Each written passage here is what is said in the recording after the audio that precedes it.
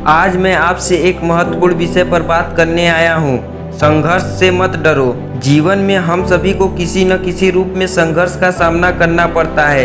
यह संघर्ष कभी व्यक्तिगत होता है, कभी सामाजिक और कभी कभी हमारी पेशेवर जिंदगी में भी दस्तक देता है। संघर्ष का मतलब केवल कठिनाई या चुनौती नहीं है, बल्कि यह हमारे विकास और प्रगति का एक अनिवार्य हिस्सा है। जब हम किसी कठिनाई का सामना करते हैं तो हम न केवल अपने आप को बेहतर समझते हैं, बल्कि अपनी क्षमताओं को भी पहचानते हैं। संघर्ष हमें मजबूत बनाता है, हमें सिखाता है कि असफलता भी एक अनुभव है जो हमें आगे बढ़ने के लिए प्रेरित करता है।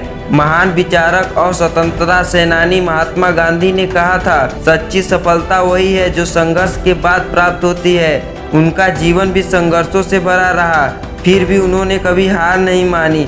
उनके विचार और कर्मों ने हमें यह सिखाया कि संघर्ष के बिना कोई भी सफलता संभव नहीं है। संघर्ष के दौरान हमें कई बार निराशा का सामना करना पड़ता है, यह स्वाभाविक है, लेकिन हमें याद रखना चाहिए कि निराशा का सामना करना और उसे पार करना ही हमें सफलता की ओर ले जाता है।